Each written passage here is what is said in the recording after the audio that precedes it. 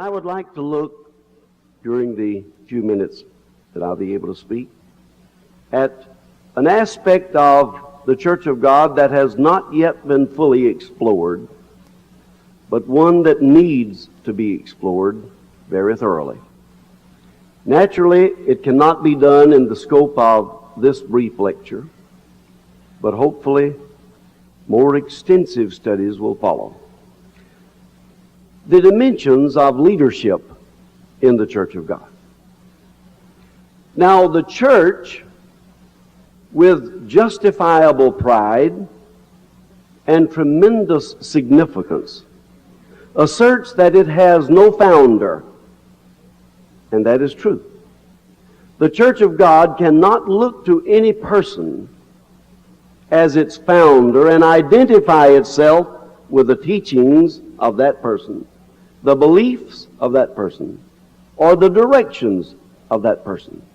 Such as the Methodists can look to Wesley, the Lutherans can look to Luther, the Quakers can look to George Fox, the Presbyterians can look to John Knox, and many others, even here in America, are able to look at one person and say, that is our founder.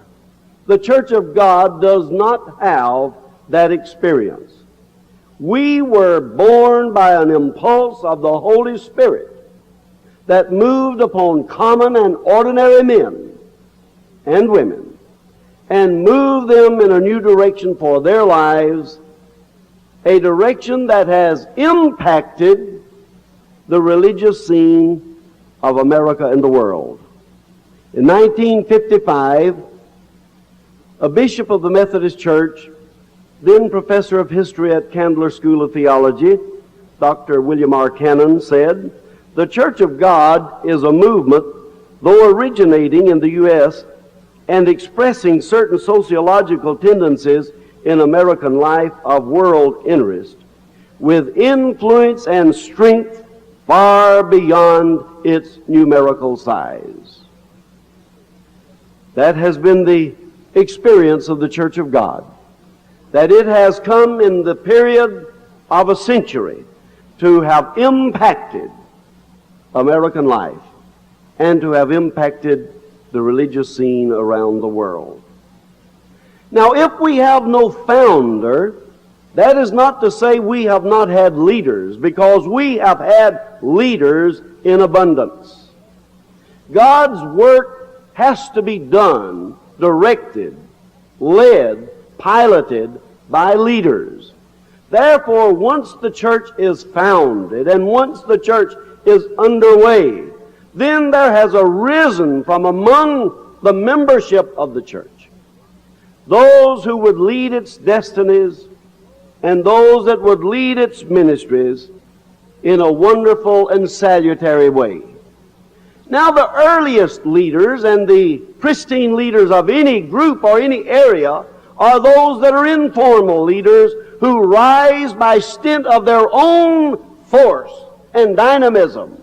These become the informal leaders of the church. In the early days, these leaders directed the church at large, but now they're restricted by and large to local congregations and regional interests and specific ministries. But then there have been those who have been so marked with leadership qualities that they have been called upon to do the leadership of the church. Now, I'll not speak this morning on the qualities of leadership, although that does indeed need to be addressed. These qualities in a man or a woman that makes him a leader, his presence, his articulation, his conviction that requires that articulation, then his ability to forge the allegiance of followers. All of these are qualities that mark leadership. And the church has had its share of leaders who have these qualities. Someday there should be full exploration of these qualities of leadership. Then there are leadership styles that have to be considered. And we'll not take time this morning to look at leadership styles. There are those who lead with a democratic style, in which the influence and the input of many persons and many sources are brought to bear upon the direction that the church will go. Then there is a type of leadership that narrows down to a few. This is an oligarchic leadership, where one man with a select coterie about him will move with tremendous influence and will lead the masses with the few. But then there is still another type of leadership, which is despotic. This is where one man sets the pace, one man sets the direction, one man sets the course, and one man makes the laws of the march. Now these are styles of leadership. These are things that are done in the course of leadership, and each man must do what is in him to do. Some lead by being very vociferous. Those who command and make a great deal of stir. But then there are others who lead by influence and by example. There are those who lead by the quiet demeanor of genuine persons. All of these, form and quality and style, need to be examined, because they have had their part in the Church of God. But for our consideration this morning, we want to look at the dimensions of leadership. We want to see the different forms, the different shapes that leadership takes as it leads any people. I think we could find 5 categories of leaders, those who have led the Church of God. Let me mention these to you, and if you would like to add others or even delete from these, feel perfectly free to do so. There are, first of all, the innovators. These are the visionaries. These are the designers.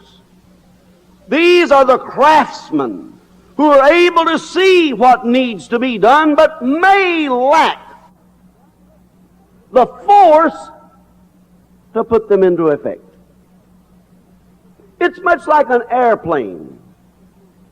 It takes many men to make an airplane. One man must sit down and with charts and graphs and understanding of physics design the airplane. Then another man takes that which has been designed and makes it. He manufactures it. He brings it into being. Once this airplane has been designed and made, it then must be flown. And still another man is the one who will fly it. He may not be able to design it. He may not have been able to create it, but he is certainly able to fly it. But even he who flies it is not always able to maintain it. So there must be one who will maintain it, but one who will keep it moving and keep it flying. Therefore, the airplane has had to have many forms of leadership to bring it to where it is and to make it an effective instrument, whatever its purpose may be.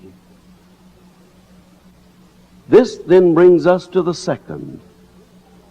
There are those who are energizers. An energizer is an activist, a motivator, an evangelist. He burns with a message, and he is able to energize what the innovator has been able to design. And not always do you find both in one man. An energizer is one that is able to rally support. An energizer is one who is able to beat and throb life into a design that has been carefully crafted and perfectly made. Then there are, third, the consolidators. The church is led at times by those who consolidate or make compact and solid that which has been begun, that which is energized, that which now needs to have cohesion, needs to have form and effectiveness.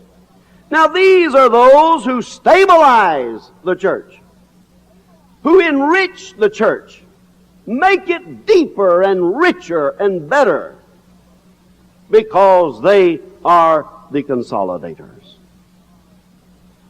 Then, fourth, there are the reactors. Almost all of the leaders of the Church of God have been reactors. Almost all of the leaders of the world are reactors. They are the pilots. They are the helmsmen. They are the ones who respond to the needs and the circumstances. They're the shepherds who respond to the dangers. They don't spend their time in creating. They don't spend their time in influencing the church by creativity or even direction. But they keep it on course. These then are the reactors. They're the pilots, sometimes like even an automatic pilot on an airplane. They don't determine a course. They don't determine where we will go or what we will do. But as the instruments are set, if you vary off course, it brings you back on course. They react to impending error or danger. And almost all of our great and noted leaders have led the church by reaction to their circumstances and their time. Now there is a fifth.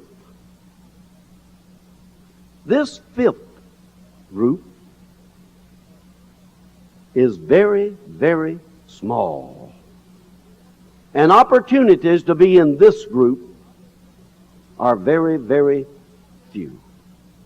They make a permanent alteration in the destinies of the church. Now, when an impactor comes along, all circumstances must be right. The church must be in need of impact. There must be those about him who will aid in the impact. He must have a vision of what needs to be done and be so dogged about doing it that nothing will deter him.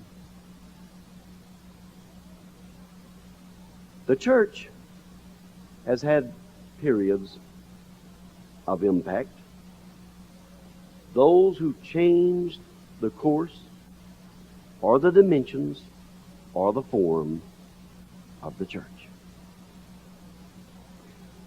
Now I would like in a moment to name for you several of these persons who have been leaders of impact.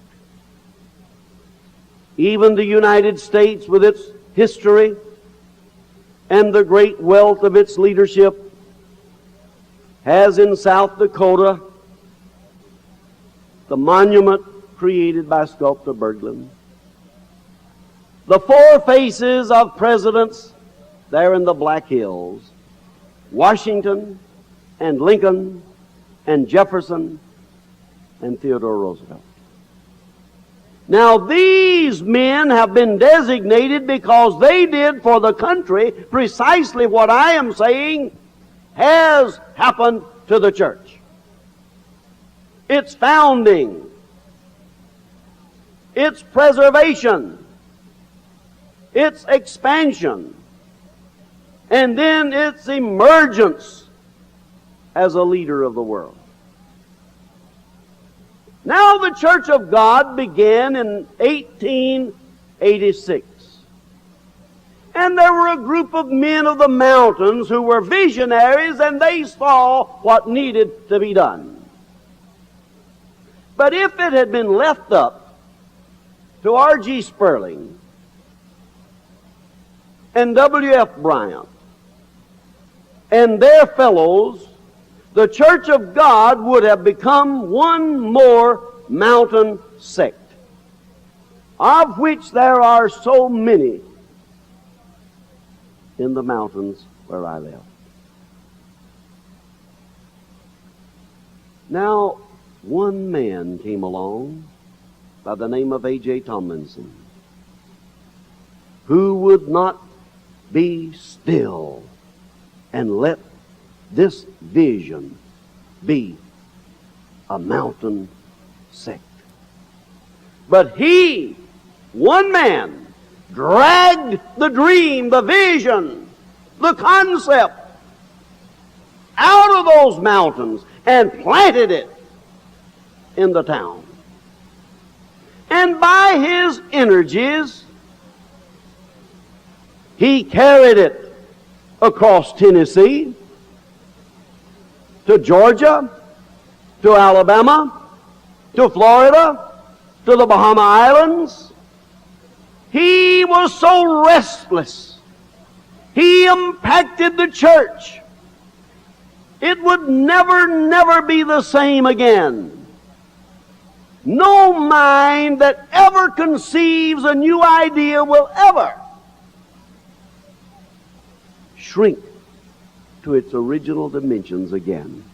It cannot do so. It has been stretched by a new idea. And this idea was to make the Church of God a ministry, not to a mountain area, but to a section. Then there was a second.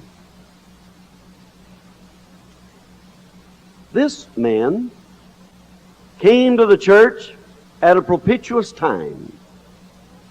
The church was just emerging along with the world out of the Depression.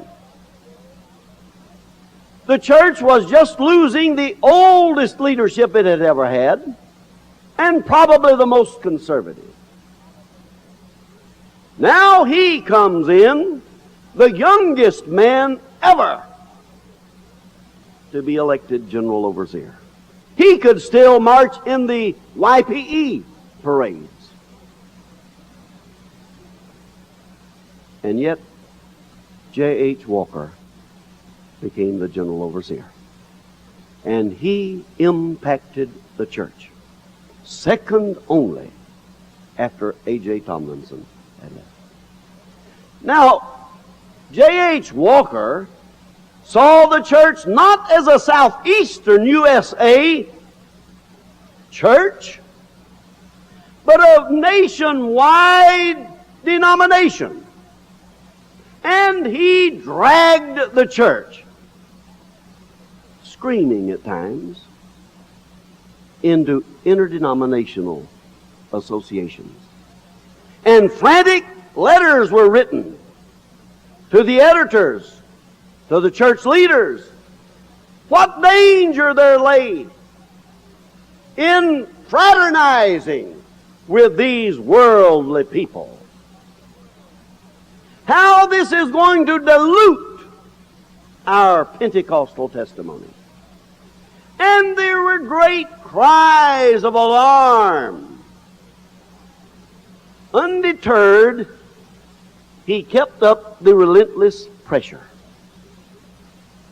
and carried the church, led the church, drummed the church. into all areas of our country and into associations that would forever and ever mark us as different. Different from what we had been. Different perhaps from what we had started out to be. By happy coincidence, as sometimes happens in leadership, there was a converging of influence at that particular time that gave birth to a third impactor. He lived in California. And he was not content to see the Church of God known from Atlantic to the Pacific, Canada, throughout the USA. But he must see it in Mexico and Guatemala and throughout Latin America. And he did. If the church could not send him, then he would go of himself. He tramped over these states, taking passage in tramp steamers, sleeping where you would not even want to be awake. But he carried the Church of God. His name was J.H. Ingram. Now, Ingram not only went and saw, but he recorded and he wrote and he beat it into the consciousness of the church that there's another world out there. And week after week after week, the Church of God had held before it His word pictures of life in China and in India and in the Philippines, in Europe, in South America, and around the world. He was our third Heritage Week speaker here at Lee College. I suppose that still stands out as perhaps one of the greatest weeks we ever had while I was at Lee College. Because when I invited him to come from California, I never did hear from him anymore, except that he would come. And I kept waiting for a call or a letter to tell me when his plane would arrive, but I never did get it. But finally the day came that I did hear. It was a telephone call. He had come by bus with his wife. And they, rather than spend taxi fare, had walked bag in hand from the bus station to the old Cherokee Hotel. He wouldn't spend the church's money flying a plane or riding in a cab or anything else. And at 76, that man led some older people on a tour of Latin America. That kind of man could make an impact upon the Church of God. And he did. It has never been the same since, and never will be the same again. Fourth, there was a lady. She certainly was never general overseer and never could have been, or on the council of 12, or even a state overseer. Oh, this woman had almost everything going against her. She was past 50, for one thing. She was a Presbyterian minister's wife, for another. But she saw that the Church of God had one single mind, and that it was a grown-ups church and a man's church. And Alda B. Harrison became an agitator. And God bless every one of us who ever came up against her. I know the hair-tearing frustration of bucking up against that lady. But my hat is off to her. It was even then. She nagged and she wheedled about the only arms that she had, this little, wiry, sprightly lady. But she meant that the church would have a ministry for its young people. And with the colleagues that she could gather about her, with those who shared her vision, she drummed it into the thinking of the church that we would give place to the young, and then to the women. And she pulled it off. She was able to see it come to pass. I remember sitting with her on the platform of the General Assembly one time when they had given her grudgingly 5 minutes to speak.